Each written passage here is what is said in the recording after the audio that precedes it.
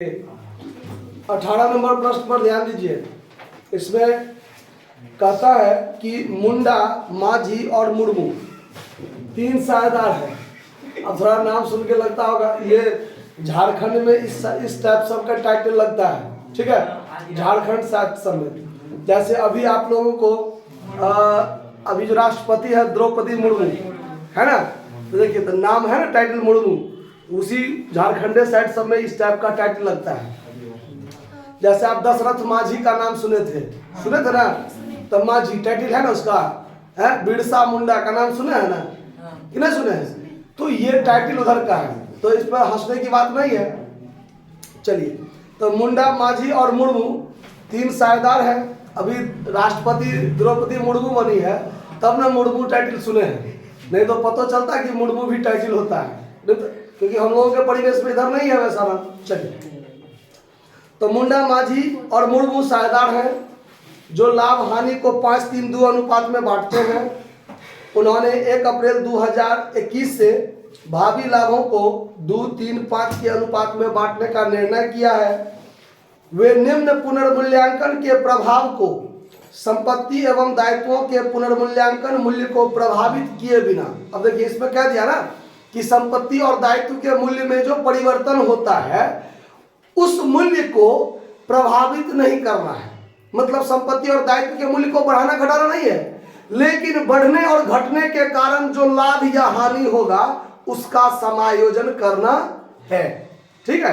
ये बात एक जर्नल प्रविष्टि द्वारा करना चाहते हैं, मतलब उसका एडजस्टमेंट करना चाहता है, ठीक है। अनुपात में परिवर्तन के कारण कल के डेट में जो कमी वृद्धि होगा उसको समायोजन करना चाहता है, ये बात ध्यान रखना है। जिसमें संपत्ति और दायित्व का मूल्यांकन देखिए दिया गया है कि इधर देखिए सवाल में पूरा विवरण करके दिया हुआ है कि प्लांट एंड मशीनरी का पुस्तकीय मूल्य 3 लाख था, और जबकि संशोधित मूल्य जो है रिवाइज्ड वैल्यू वो 2,90,000 है। तो यहाँ 10,000 का कमी हुआ ना, हमको घाटा। चलिए, लैंड एंड बिल्डिंग 2 लाख दाम था, 2,50,000 हो गया संशोधित वैल्यू, तो 50,000 इसमें फायदा हुआ ना। इन्वेस्टमेंट 50,000 का था, बाद में 40,000 का हो गया रिवाइज्ड वैल्यू, 10,000 घाटा लगा। और लेनदार 60,000 का था, 50,000 हो गया, तो लेनदार क्या है, कर्जा 60,000 से 50,000 पर आ गया, 10,000 फायदा। तो ये जो पुस्तकीय मूल्य और रिवाइज्ड वैल्यू दोनों के मूल्य का जो डिफरेंस है वो हमारा फायदा या घाटा देके जाएगा।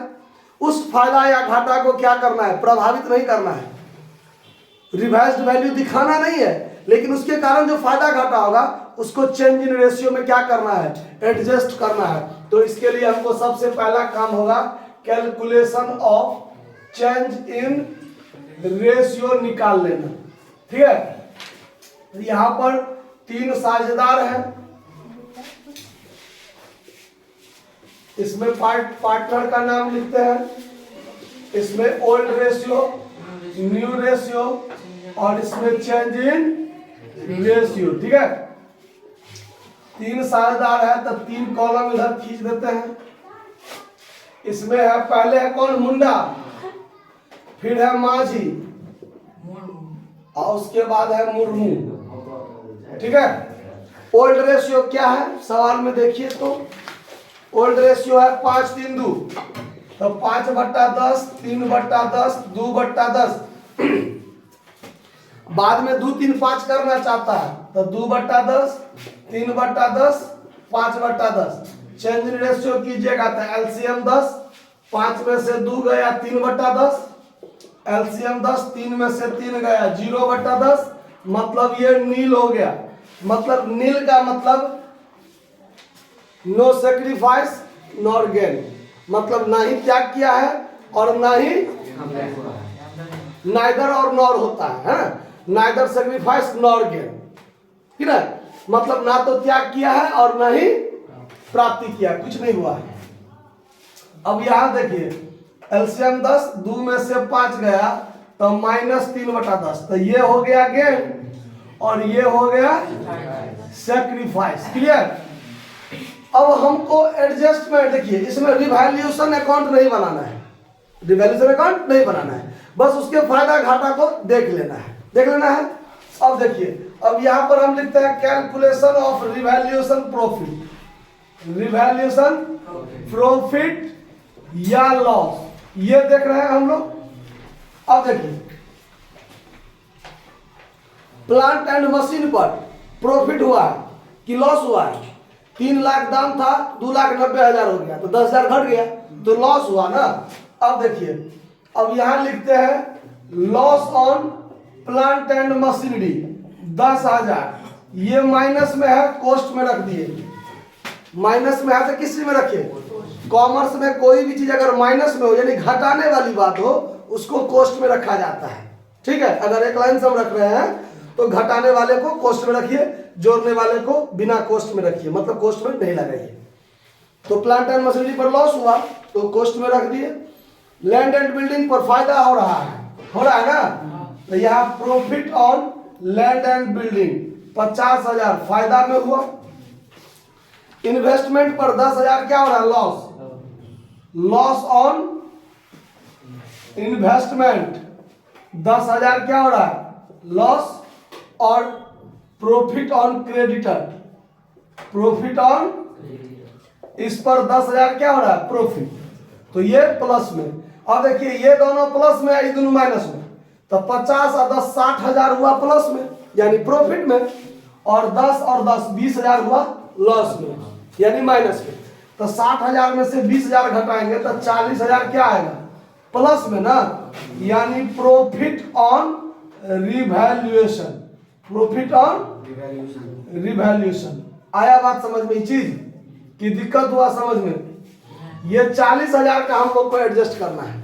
अगर यहाँ माइनस वाला ज्यादा में रहता और प्लस वाला कम में रहता तो लॉस होता, तो इस 40,000 को कॉस्ट में रख देते तो लॉस हो जाता, है ना। और अब हमको क्या करना है? एडजस्टमेंट। तो यहाँ आइए, adjustment of revaluation profit.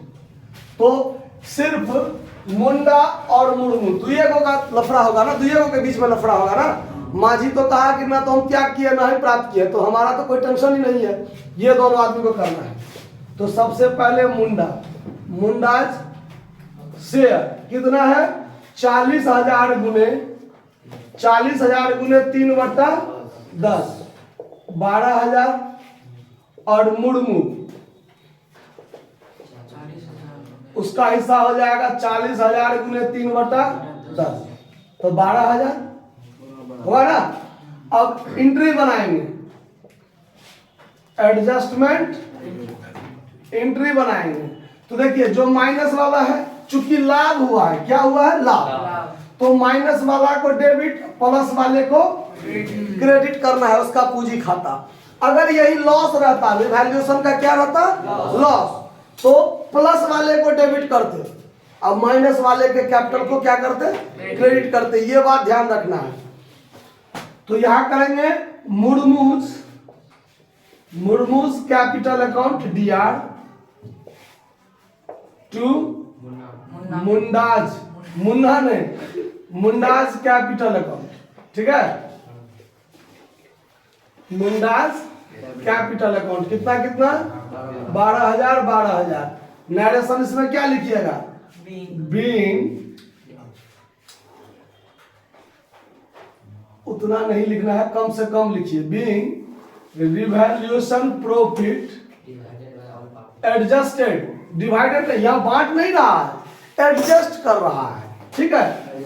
Adjusted bye partners capital account, partners capital account in their change in ratio, in their change in ratio. आया बात समझ में? जब एडजस्ट होगा तब ये एंट्री बनेगा। कोई दिक्कत बात को समझने में? तो जब कहेगा समायोजन प्रविष्टि कीजिए, एकल समायोजन प्रविष्टि कीजिए, या संपत्ति और दायित्वों के मूल्य को प्रभावित किए बिना कीजिए, तो ऐसे करना है। क्लियर? नोट कर लीजिए। धन्यवाद।